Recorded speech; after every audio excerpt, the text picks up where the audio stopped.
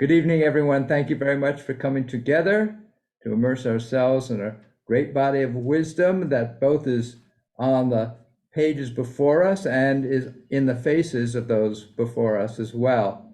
We are in Parshat Lecha, which is in the book of Genesis, at the very start of chapter 12. We will read through the English translation of our Torah portion, and then I'll share with you a little bit of a focus study, and then we'll open it up for our general collaborative conversation about it. If you'd like to go ahead and unmute at this time, we can go ahead and say our blessing, giving thanks for the opportunity of this moment. Baruch atah Adonai, Eloheinu melech haolam, asher kiddushanu b'mitzvotav v'tzivanu l'sok b'rei. Thank you, God, for this opportunity to immerse ourselves in words, deeds, and relationships of Torah. Genesis chapter 12, verse 1. I'll share with you the opening verses, and then I'll invite others to have an opportunity to read as well. Adonai said to Abram, "Go forth from your native land and from your father's house to the land that I will show you. I will make of you a great nation, and I will bless you. I will make your name great, and you shall be a blessing. I will bless those who bless you, and curse those that curse you.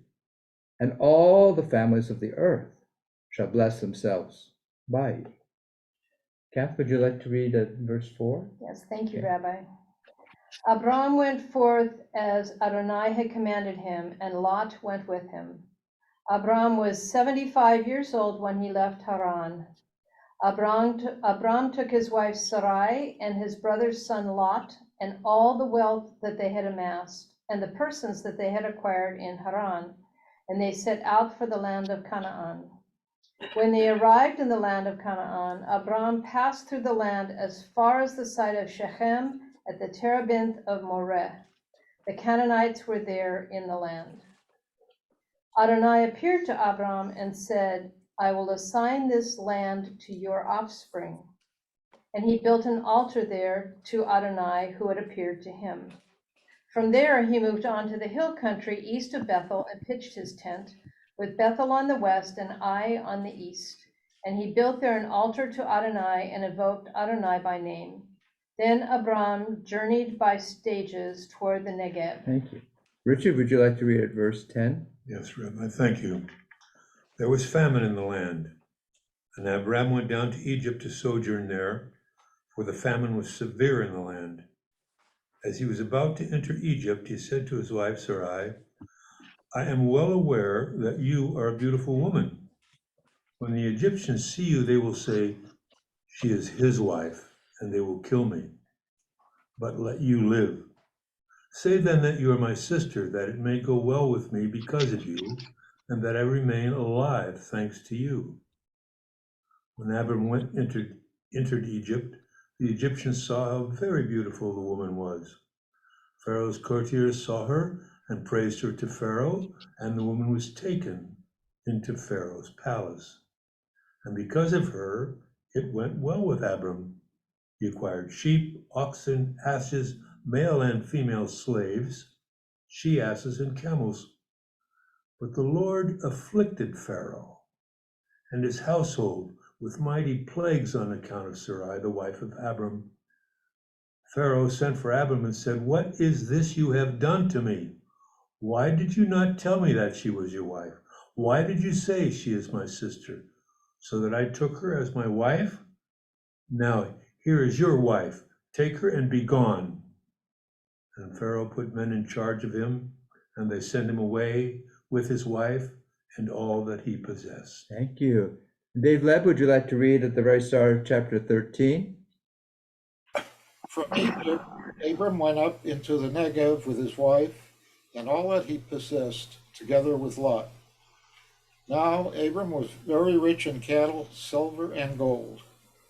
And he proceeded by stages from the Negev as far as Bethel, to the place where he had been formerly, between Bethel and Ai, the site of the altar that he had built at first, And there Abram invoked Adonai by name. Lot, who was with Abram, also had flocks and herds and tents, so that the land could not support them, staying together, for their possessions were so great that they could not remain together. And there was quarreling between the herders of Abram's cattle and those of Lot's cattle. The Canaanites and the Perizzites were then dwelling in the land. Abram said to Lot, "Let there be no strife between you and me, between my herders and yours, for we are kin. Is not the whole land before you? Let us separate. If you go north, I will go south. If you go south, I will go north." Lot looked about him and saw how well watered was the whole plain of the Jordan, all of it. This was before Adonai had destroyed Sodom and Gomorrah, all the way to Zoar, like the gardens of Adonai, like the land of Egypt. So Lot chose for himself the whole plain of the Jordan, and Lot journeyed eastward. Thus they parted from each other. Abram remained in the land of Canaan, while Lot settled in the cities of the plain, pitching his tents near Sodom. Now the inhabitants of Sodom were very wicked sinners against Adonai. Thank you, Dave. Let me just ask Steve, if you'd like to continue at verse 14 and then take us into chapter 14 as well. I'm the only Steve here, right? Okay. Thank you, Rabbi. Now, when King, let me make sure. 14. Verse 14 of chapter 14, okay, I'm sorry. And the Lord, and Adonai said to Abram, after Lot had parted from him, raise your eyes and look out from where you are to the north and south, to the east and west. For I give all the land that you see to you and your offspring forever. I will make your offspring as the dust of the earth, so that if one can count the dust of the earth, then your offspring too can be counted. Up, walk about the land through its length and its breadth, for I give it to you. And Abram moved his tent and came to dwell at the terebinths of Mamre, which are in Hebron, and built an altar there to Adonai. Now, when King Amraphel of Shinar, King Arioch of Elasar, King Shedlomar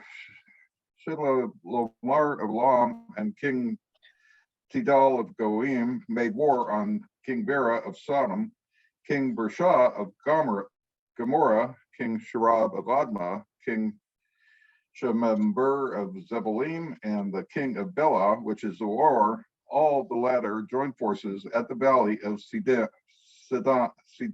now the Dead Sea. 12 years they served Chedorlaomer, and in the 13th year they rebelled. In the 14th year, Chedorlaomer and the kings who were with him came, defeated the Rephaim at Eshertot Karnaim, and the Zumim at Ham, the Amim at Shavar Kirathaim, and the Horites in the hill country of Seir as far as El Paran, which is by the wilderness. On their way back, they came to En Mishpat, which is Kadesh, and subdued all the territory with the Amalekites and also the Amorites who dwelt in the Hazazon Tamar.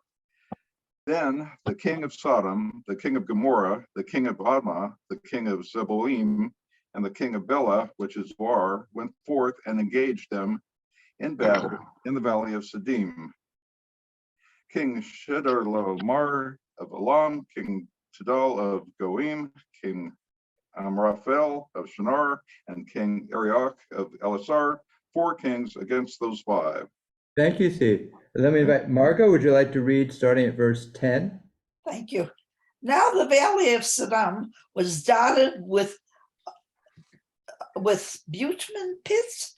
Must be some sort of war or something, pits. And the kings of Sodom and Gomorrah, in their flight, threw themselves into them, while the rest escaped to the hill country. The invaders seized all the wealth of Sodom and Gomorrah and all their provisions and went their way. They also took Lot, the son of Abram's.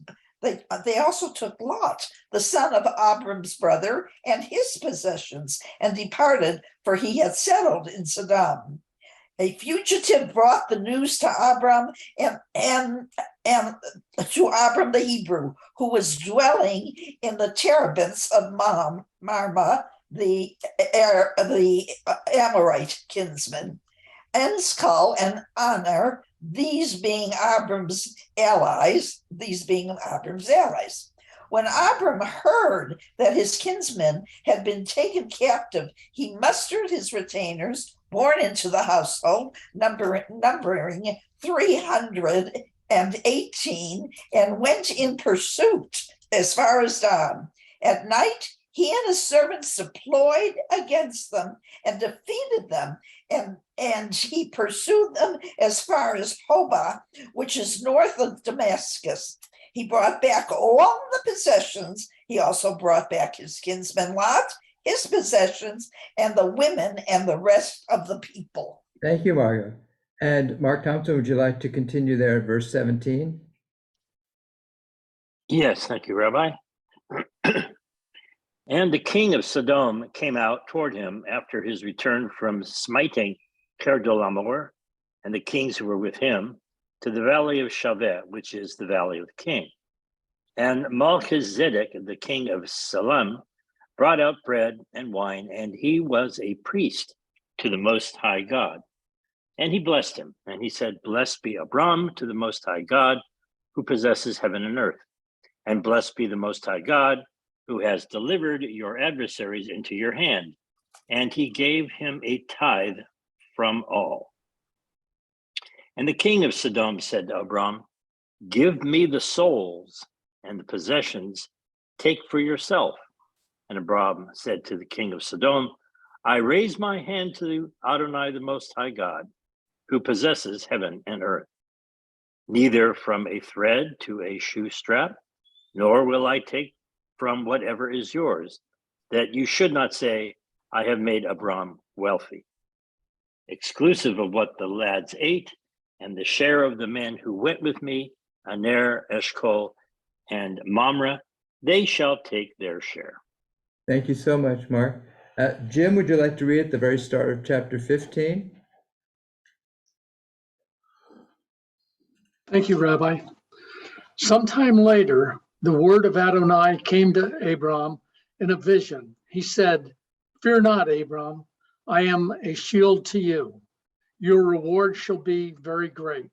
But Abram said, "O Adonai, what can you give me, seeing that I shall die childless? And the one in charge of my household is Damasek Eleazar." Abram said further, "Since you have granted me no offspring, my steward will be my heir." The word of Adonai came to him in reply, "That one shall not be your heir, none but your very own issue shall be your heir." He took him outside and said, "Look toward heaven and count the stars. If you are able to count them," and he added, "so shall your offspring be."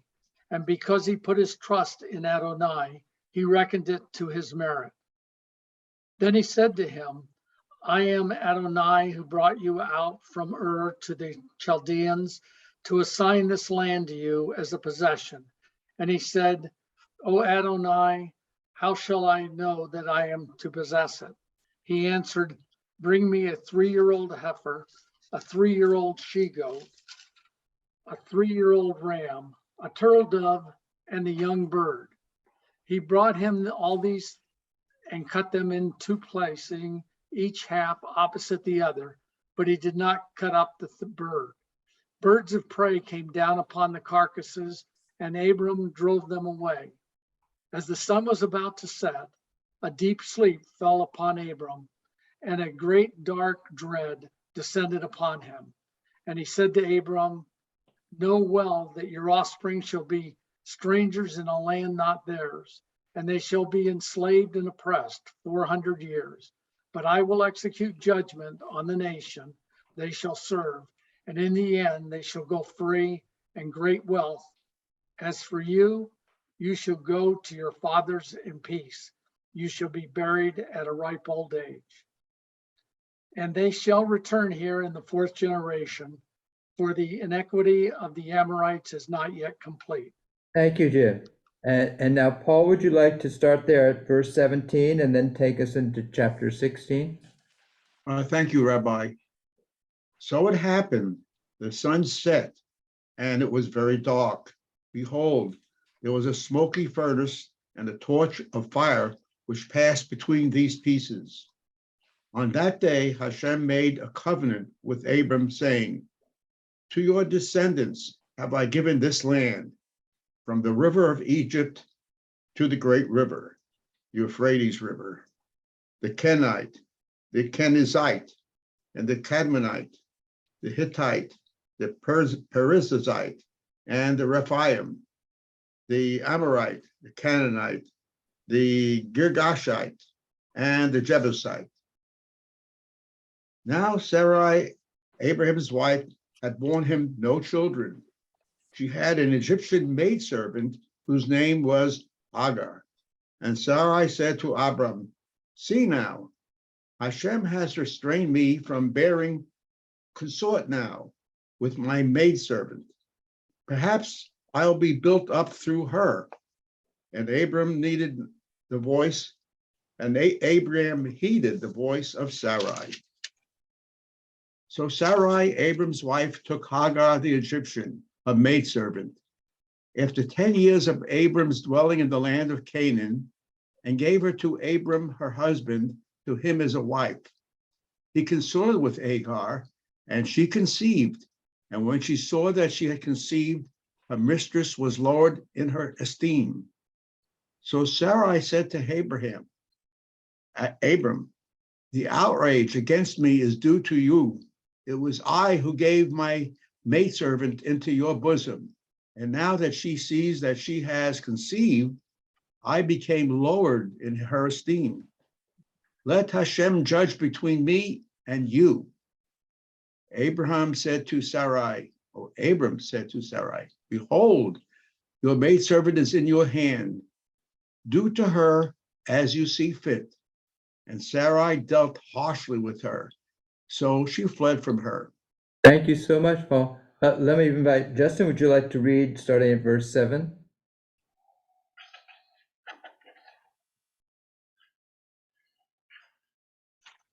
Thank you, Rabbi. And I'm making sure we're chapter 16, 7. Yes. And an angel of the Lord found her by a water fountain in the desert, by the fountain on the road to Shur. And he said, Hagar, Sarai's servant, where are you coming from? And where are you going to? And she said, from here, from before Sarai, my mistress, I am fleeing. And the angel of the Lord said to her, return to your mistress and allow yourself to be afflicted under her hands. And the angel of the Lord said to her, I will greatly multiply your seed, and it will not be counted for abundance. And the angel of the Lord said to her, behold, you will conceive and bear a son, and you shall name him Ishmael, for the Lord has heard your affliction. And he will be a wild donkey of a man. His hand will be upon all, and everyone's hand upon him. And before all his brothers he will dwell. And she called the name of the Lord who had spoken to her. You are the God of seeing. Because she said, I have seen him here. Also after I have seen. Have I seen him here? Also after I have seen. Therefore, the well is called Be'er Lachai Ro'i. Behold, it is between Kadesh and between Beret. And Hagar bore a son to Abram, and Abram named his son, whom Hagar had born, Ishmael. And Abram was 86 years old when Hagar bore Ishmael to Abram. Thank you so much. And Robin, would you like to read at the start of chapter 17? Yes, thank you, Rabbi. When Abram was 99 years old, Adonai appeared to Abram and said to him, I am El Shaddai. Walk along before me and be pure of heart, and I will set a covenant between us and multiply you exceedingly. Abram fell on his face. God spoke with him, saying, As for me, here is my covenant with you. You shall be the father of a multitude of peoples. No longer are you to be called Abram. Your name is to be Abraham, for I am making you the father of a multitude of nations. I am making you exceedingly fruitful and turning you into nations. Kings shall come forth from you. I will establish my covenant with you and with your descendants after you for all their generations, an everlasting covenant, to be God to you and to your descendants after you. I will give you and your descendants after you the land where you have sojourned, the whole land of Canaan, as an everlasting possession, and I will be their God. Thank you so much, Robin. Let me invite Susan and David. Would you like to read starting at verse 9? Yes, thank you, Rabbi. And God said to Abraham, As for you, you shall keep my commandment, you and your seed after you through their generations. This is my covenant which you shall keep between me and your seed after you. Every male among you must be circumcised. You shall circumcise the flesh of your foreskin, and it shall be the sign of the covenant between me and you. 8 days old, every male among you shall be circumcised through your generations, even slaves born in the household, and those purchased with silver from any foreigner who is not of your seed. Those born in your household and those purchased with silver must be circumcised, and my covenant in your flesh shall be an everlasting covenant. And a male with a foreskin who has not circumcised the flesh of his foreskin, that person shall be cut off from his folk. My covenant he has broken.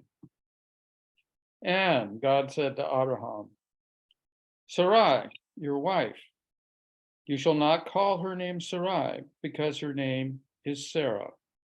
And I'll bless her, and I'll also give you a son from her. And I'll bless her, and she'll become nations. Kings of people will be from her. And Abraham fell on his face and laughed and said in his heart, will he be born to someone who's 100 years old? And will Sarah, who's 90 years old, give birth? And Abraham said to God, if only Ishmael will live before you.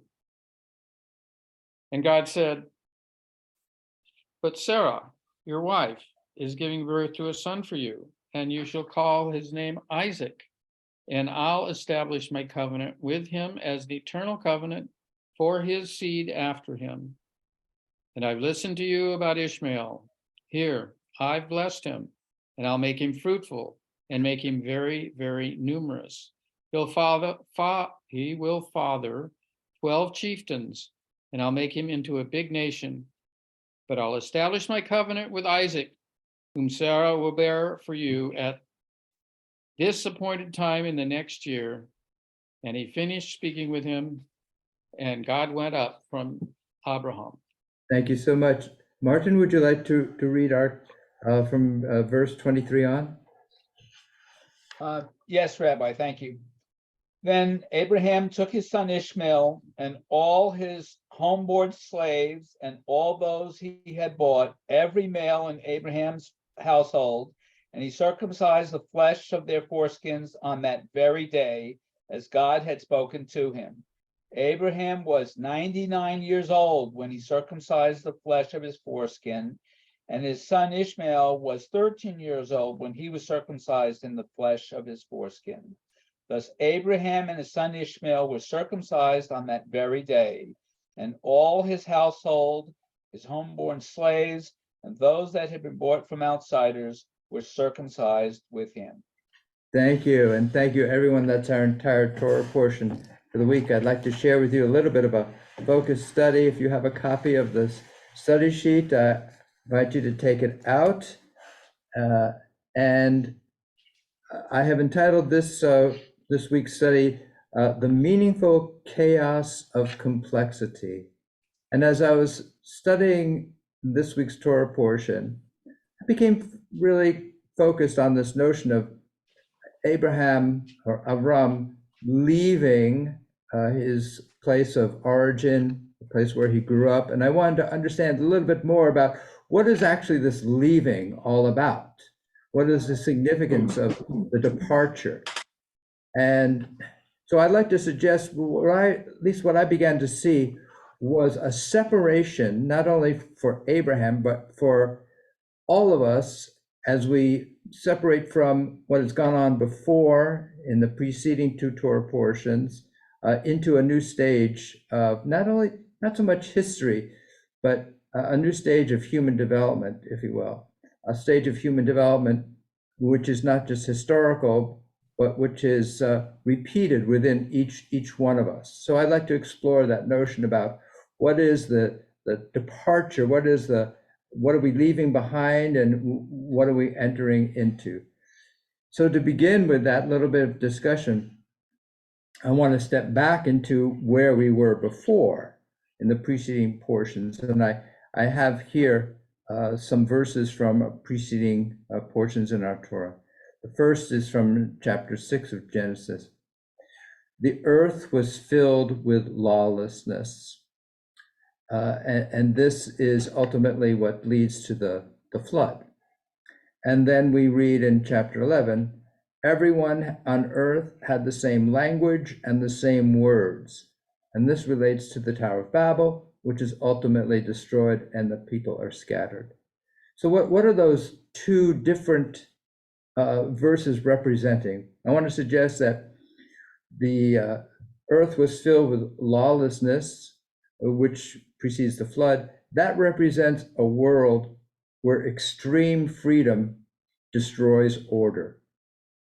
And then we get to the verse, everyone on earth had the same language and the same words. I want to suggest that that's describing a setting where a world where extreme order destroys freedom. So what I read there as I was studying it was, I was seeing that in the early portions, those preceding the one that we're reading now, we're presented with extremes. On the one hand, extreme freedom, and another where there's extreme order. And it occurred to me as I was thinking about extremes, that extremes ultimately represent kind of simple solutions, simple perspectives, simple approaches to life. They're devoid of the complexity that we usually associate with what it means to be a human being. And so it occurred to me that perhaps what Torah is teaching us is the need to leave behind these simple and simplistic approaches to life, whether it is as characterized by extreme freedom or extreme order. And so I want to say that is, in a sense, what Torah is saying. You need to leave that behind and go into a very different dimension, which is the dimension that Abraham takes us into by his leaving behind the world in which he grew up. And he's entering into a world that is going to be much more complex. And so here is our opening verse. Go forth from your native land and from your father's house to the land that I will show you. So this notion about leaving behind, whether not just a place, but a simplicity of how to deal with the world, and entering into a world that is going to require making decisions. And there are going to be decisions that, as we're already seeing in this week's Torah portion, sometimes result in great courage and valor and heroism on the part of Abraham, such as when he gathers together a retinue to go save his son Lot, who's been captured. And it's also going to represent, as we've already seen in this Torah portion, abject failure, moral failure, when he passes off his wife as his sister in order to save his own life. Yeah. So we're now leaving behind a simple world into a world that's much more morally complex. And this seems to be what Torah is telling us. That's what you need to do. That's what it means to be a human being. So we're going to look at a couple of commentaries here by the great medieval commentator Ramban, Nachmanides, who's going to focus on what is happening here in our Torah portion. And that's in number 3 on your study sheet. And the verse is, there was famine in the land, and Abram went down to Egypt to sojourn there.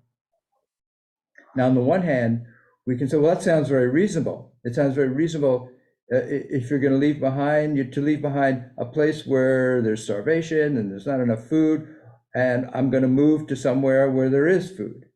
But Ramban is looking at this, and he becomes quite critical of this decision that Abram has made, because it's going to result in a near catastrophe and a moral failure on Abraham's part. Absolutely. Ramban writes, know that Abraham, our father, unintentionally committed a great sin by bringing his righteous wife to a stumbling block of sin on account of his fear for his life. Ramban is very critical of Abram for making this decision to leave the land, which then places his wife and himself in jeopardy. And Abram responds to this situation of jeopardy by committing this act of, well, we could call it, at least Ramban views it as an act of moral failure, that he seeks to pass his wife off as his sister to save himself. And then he doesn't spare Sarah any criticism either. And here in number 4, we have our verse, Sarah afflicted Hagar harshly, who ran away from her. And Ramban, in response to Sarah's action there, says, our mother Sarah transgressed by this affliction, as did Abraham by allowing her to do so. So God heard Hagar's affliction and gave her a son who would be a wild ass of a man to afflict the seed of Abraham and Sarah with all kinds of affliction. So here, Ramban is now criticizing Sarah for how she treated Hagar, and also criticizing Abram for going along with this.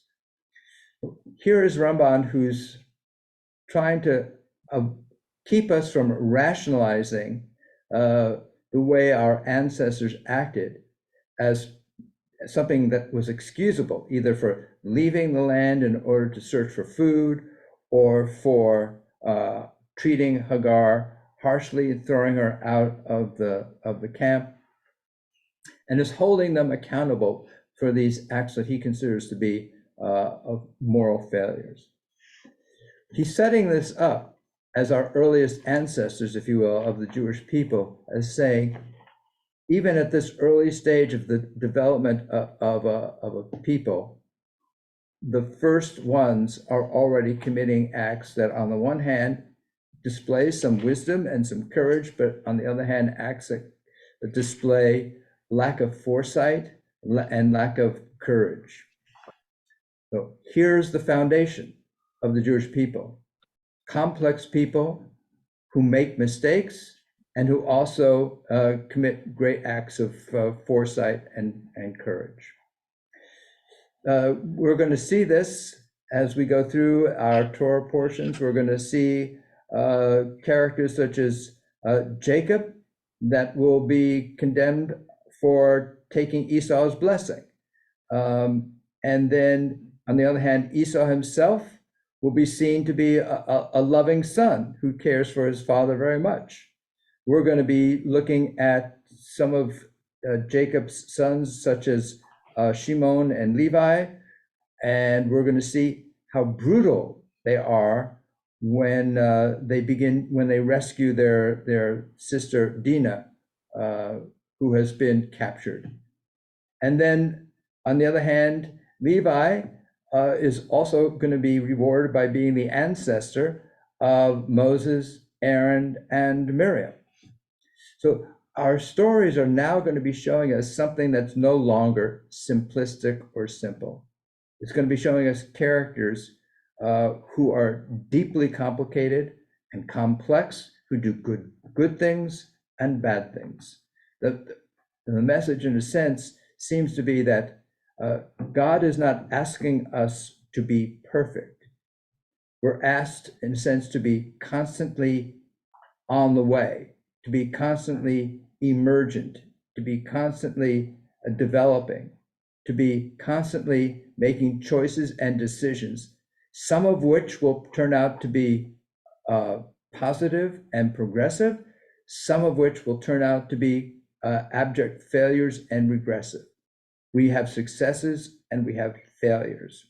What we're primarily asked to do is to be emergent and to increase our sense of attentiveness and aware.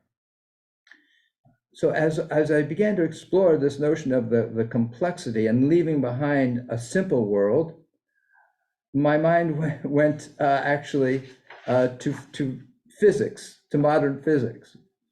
And modern physics, which begins around the beginning of the 20th century, begins to explore anomalies that can't be explained by traditional physics, and begins to develop other forms of understanding the world around us. And this becomes quantum mechanics, quantum physics, and that produces a number of theories in which the world is more complex and perhaps, as some theories suggest, more multiple than we might have thought, rather than a unitary, a linear approach.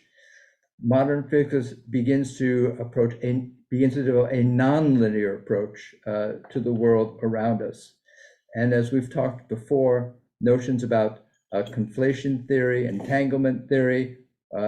We've talked about how this year's Nobel Prize in Physics went to a number of physicists who were developing entanglement theory, which basically has to do with multiple universes existing at any given time. This is a long distance away from the simple world that people once imagined existence to be made up of. And I want to suggest that Torah is already recognizing, thousands of years before there's such a thing as entanglement theory, thousands of years before that, Torah is already aware of how complex and multi-perspectival our world is. And we have within this modern physics, begins around mid-20th century, this notion of a chaos theory, which has to do with that there are systems that appear to be random, but which underlying them, there is some kind of order. It's just an order that's very hard to predict because of the nature of how easily these systems can be affected by some initial conditions. And this is what we call the butterfly effect. So and within that notion of chaos theory, we have what has been observed and then replicated through modern day computer programming since the 1960s, 1970s, this notion of fractals.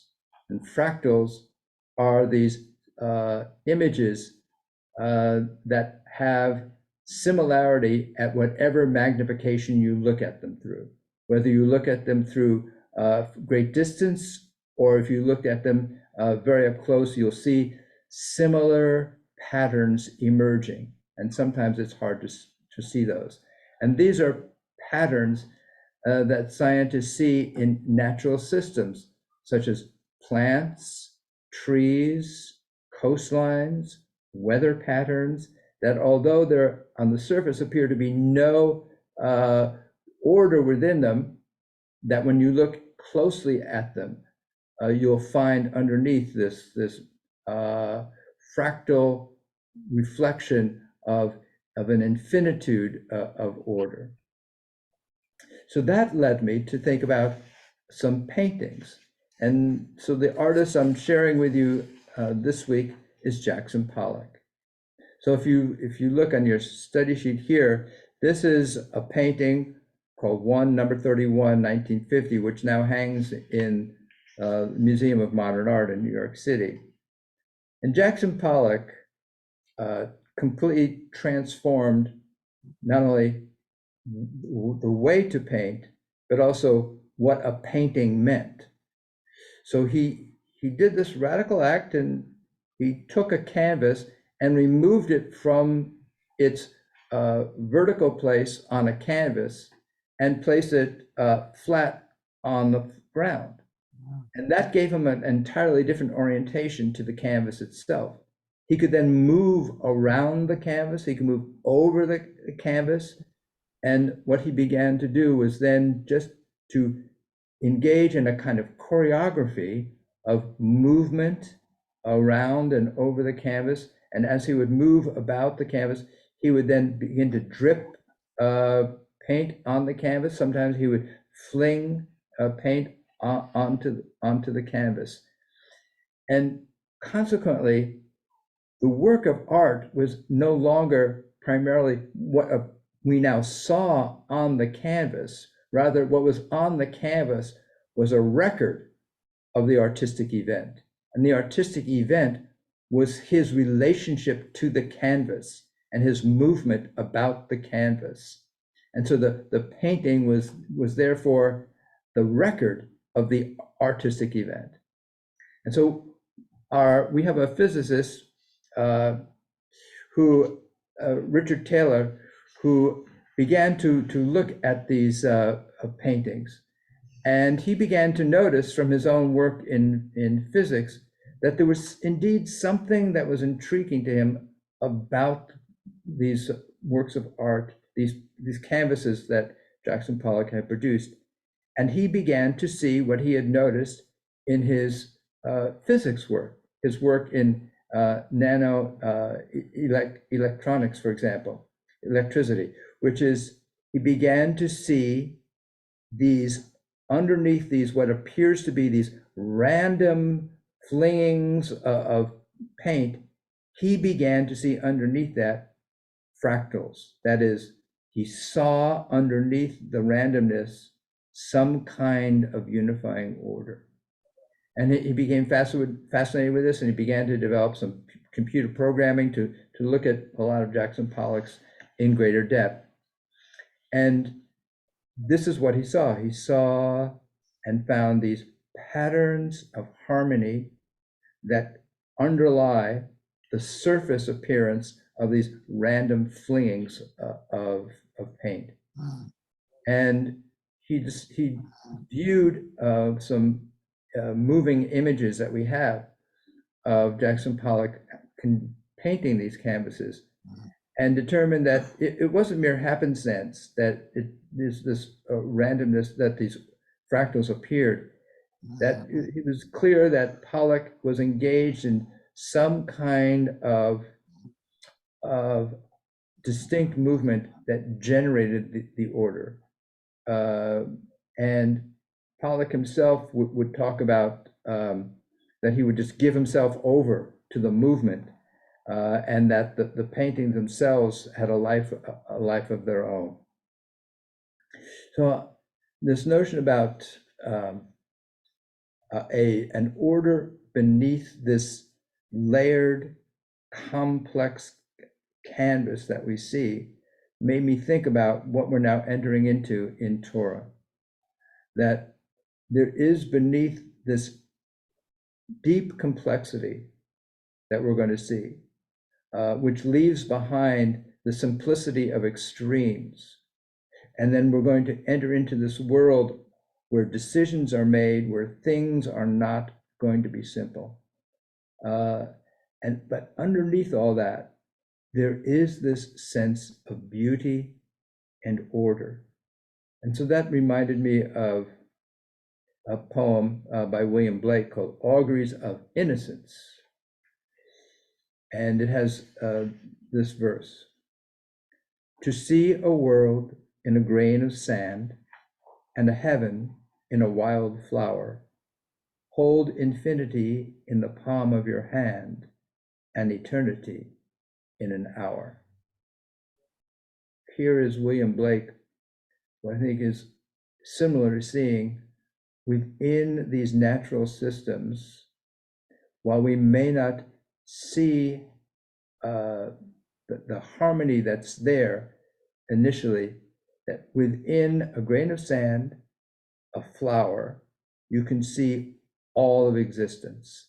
Within the singularity of a grain of sand, within the singularity of a single flower, you can see all of existence. That's what fractal patterns are really all about.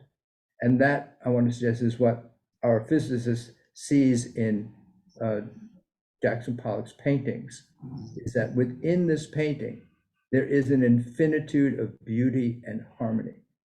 And I want to suggest that is what Torah is now telling us is possible, that we don't have to be afraid of letting go of simple answers in order to find order and harmony and beauty. In fact, quite the opposite. Those simple answers ultimately lead to destruction. It's within the complexity of life that we find beauty and harmony and order. So with that, I'd love to hear what else you saw, what you experienced as we were reading through our Torah portion. If you raise your hand, I'd so love to call upon you. And Martin, please.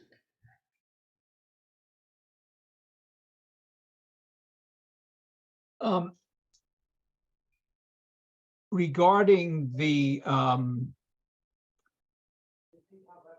mistakes that both Abraham and Sarah made, I think that those are very, very important, because I believe throughout the Torah, almost every character, particularly the Jewish ones, are depicted as imperfect.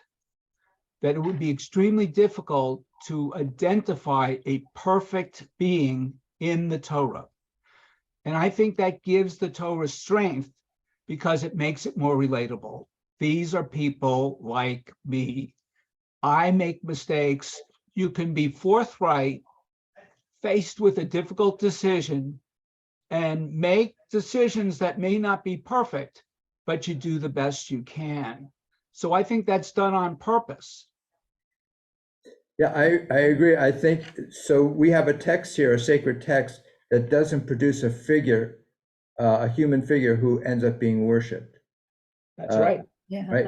So all it's, so this is a book about not so much how to worship, it's a book about how to live. Excellent. Right. And others. Richard. Just one thing, how do we know? It says here that Abraham did this unintentionally, committed a sin. And we all know it was a sin. How do we know that? How do we know it was unintentional or that it was a sin? Well, I don't know, two different questions. Okay. Maybe it was unintentional because he didn't know it was a sin yet, he hadn't figured it out. But the interesting thing is, when we read this, we're all aware that they're imperfect. Isn't that wonderful? How else are we going to learn that if we're not shown it in our holy text, and we go, wait, no, I can do that. Yeah. And so that's what we were covering. That was our theme from last week too, Right. which is we're not asked to be perfect. In fact, it can be destructive to pursue perfection. But it reinforces our conscience, wherever that came from. So it's good to have this example. Good to have this example. Okay, thank you. And let me call upon others who would like to share something. Paul?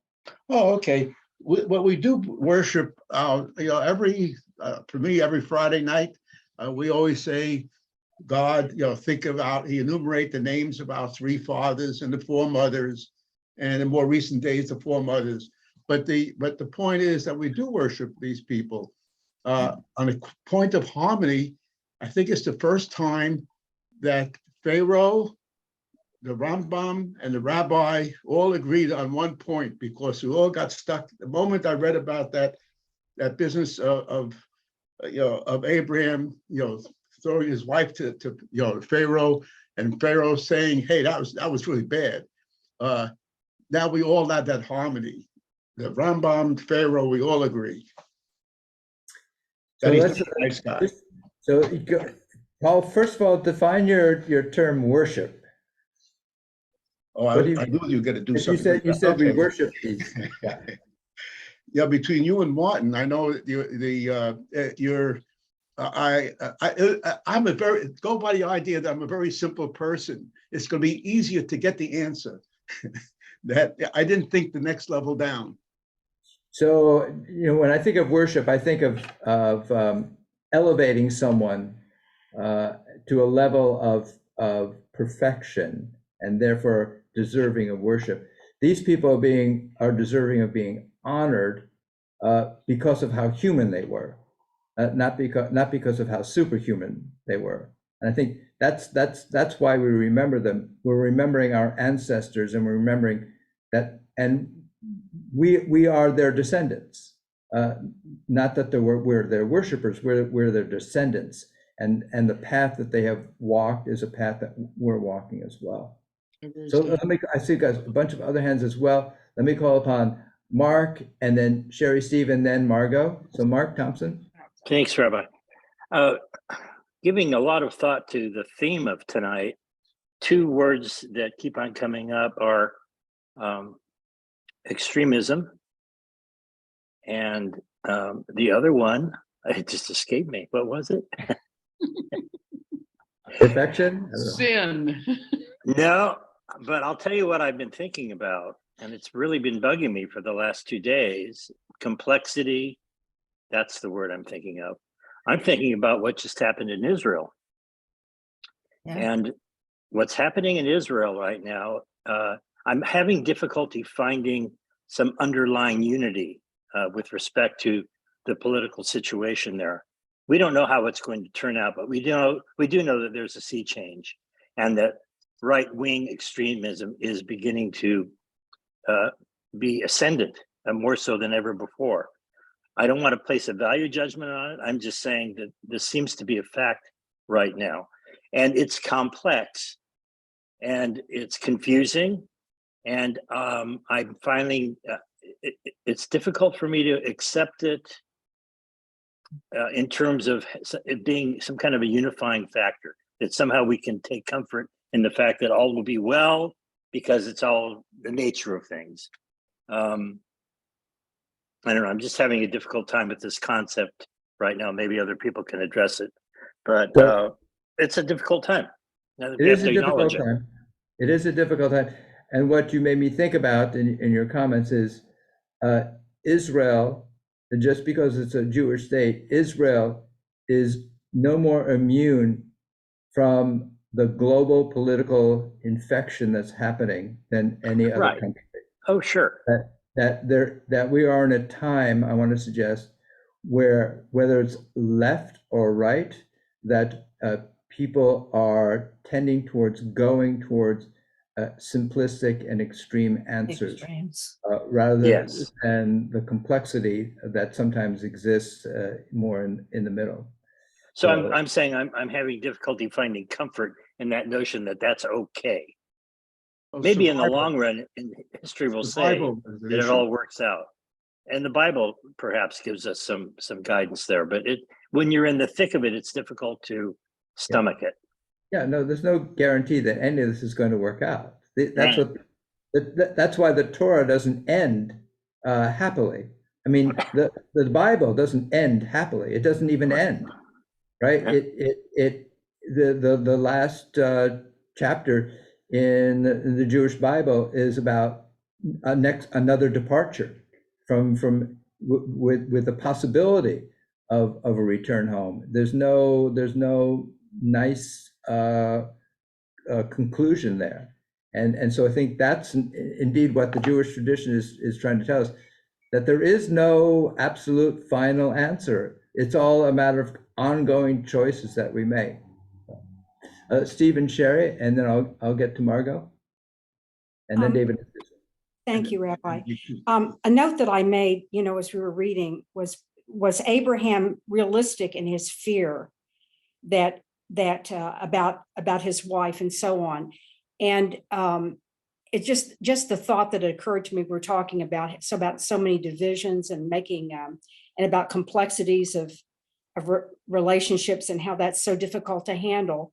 That perhaps, and this is just reading into it, that if Abraham had been just honest and just forthright, instead of coming up with a cockamamie story and hoping that it would float, and that it ended very badly, that I was wondering about the historical context, whether or not he was imagining this, or whether there was really a real fear to, what was it? Was the fear real? Was it imagined? What is the historical context here? And as we're talking about chaos, that he created chaos, if that's the case, instead of just being honest. Of course, then the story would have no plot. It would just be so straightforward and boring, and no one would be reading it hundreds of years or thousands of years hence. So anyway, I just wanted to know what your thoughts were. Yeah, well, look, you're asking the question, did he have a rational fear that he was going to be, that he could be killed? And if he did have a rational fear, was it a wise choice that he made when trying to pass off his wife as his sister? And I think rather than trying to figure that out about Abraham, the Torah is trying to get us to think about ourselves and to think about how almost every day we're being faced with all kinds of questions which we can't necessarily see the consequence of all the time with great clarity of what we're doing. And this is the world that we're in, which is full of difficult decisions where the consequences are not going to be clear, and the choice is either to not do something and retreat from the world, or to make a decision with the greatest wisdom that we have, knowing that it could be right or it could be wrong, and how we respond in either case, whether the outcome is good, or whether it was right or wrong, will make a difference in how we deal with the next situation that comes up, because there always will be a next situation. But thank you. So let me call upon Margot. So yes, I have a question, but before that, I thought about departures and how momentous they are. I think of the departures of the Eastern European Jews, like my father walking out of Russia, departing over a frozen river. I think about in this country, the people who moved west, departing from everything that they knew into the unknown. Really remarkable how departures are so significant. But I have a question. The changing of the name and adding the A to Abraham, we glossed over that, and I wonder what do the scholars think of that, or is that just to be glossed over? No, so the changing of a name is very significant within Jewish tradition. That to change one's name is to give a recognition of a change of one's status. Rates are on now, Margot. And the changing of the names as they appear in our Torah portion have to do with Abraham and Sarah, each and together now representing and being the founders of something much bigger than themselves. They become the founders of a nation. So that's what the change in the name here means. Okay. And I wrote down, as you were telling us about departures, I wrote down two words: Ukraine and Venezuela. Yeah. So imagine the decisions that you're making if you're living in the Ukraine right now. Do you stay or do you go? Yeah. If you're living in Venezuela, do you stay or do you go? Sure. These are very difficult decisions, the consequences of which can never be totally foreseen. But that's what is being asked of us, if you will, is to recognize that we're always, whether the degree of the decision might not be as consequential perhaps as for those who are living in Ukraine or those who are living in Venezuela, but we're constantly being asked to make some decisions that then produce some movement in our lives, and then to deal with the consequences of those movements. And others who resist the need to make a decision, who resist the movement, who then retreat, there are consequences to that as well. So let me call David and Susan.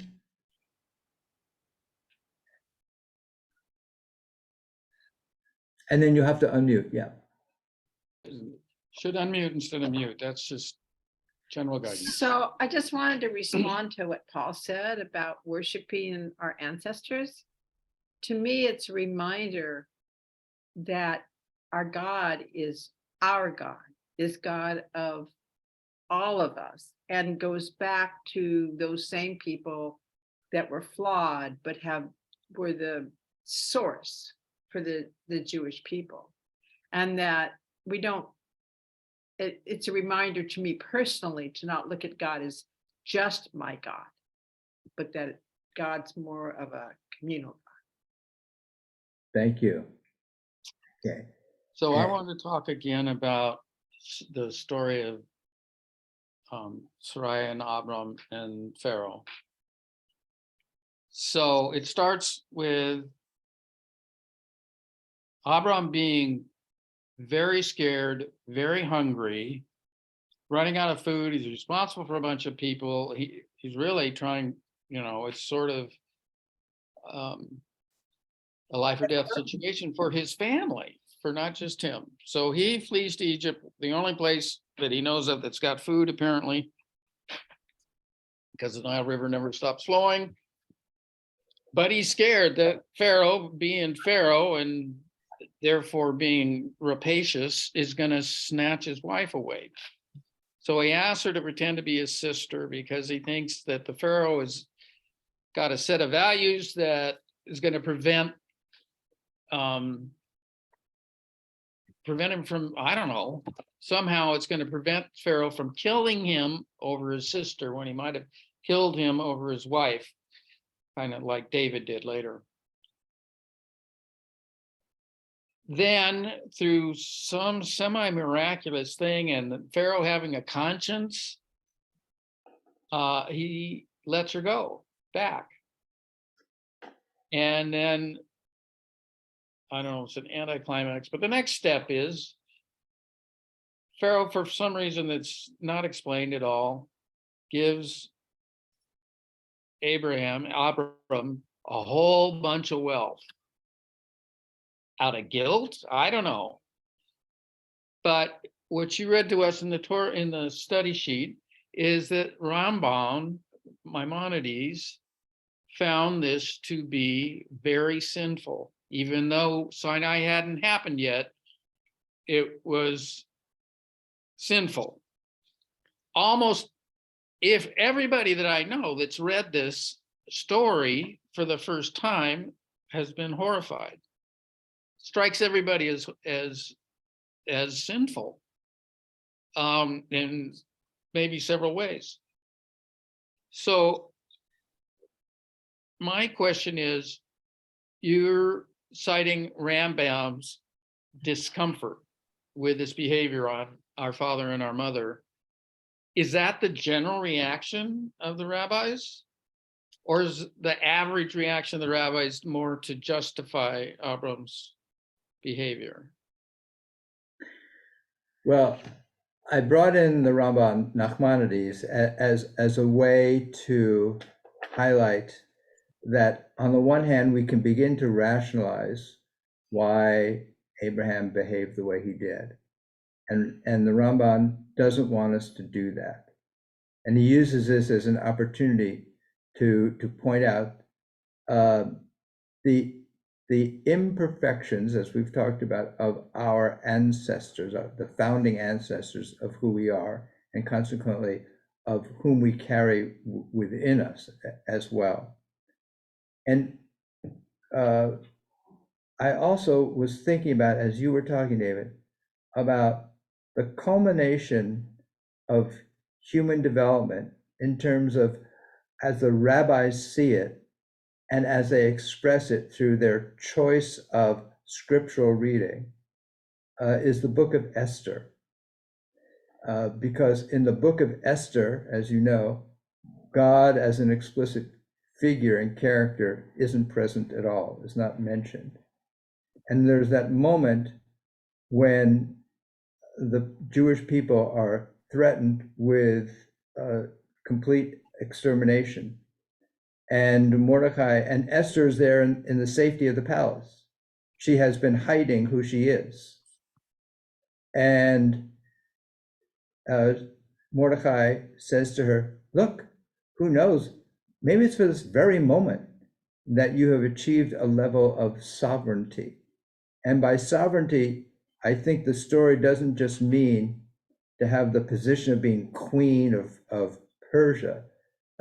It means to have reached that level of human development where you can make decisions that place yourself at risk, but it is a risk that is necessary in order to advance civilization in yourself.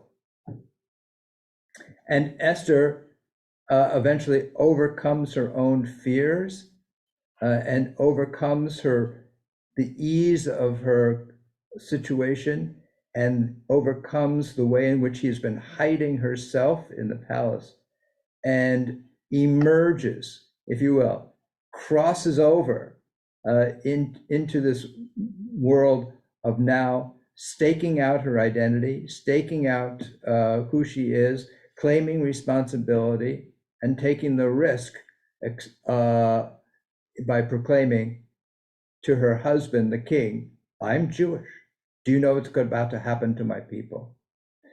So that, I think, to the rabbis is what it means to be a human being, to emerge and take responsibility, and without knowing fully what the outcome is going to be.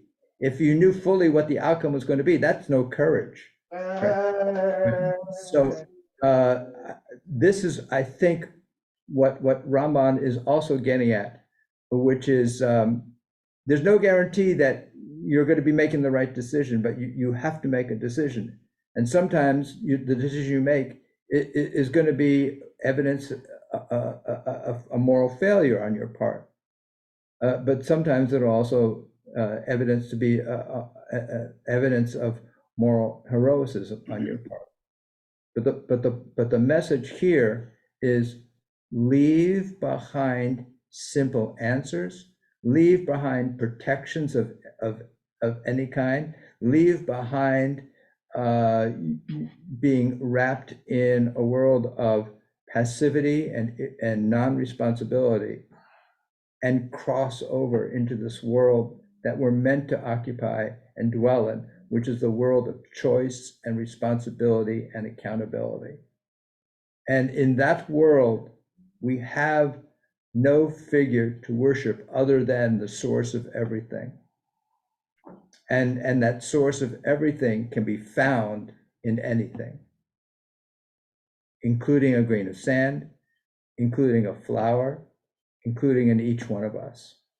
So with that, I want to thank all of us for coming together as we cross over into this world that is imperfect, and that's the one in which we are meant to dwell, because each one of us can take a step towards improving it. Thank you all. God bless you all. I look forward to our regathering. Be well, everyone. Bye-bye. Thank you.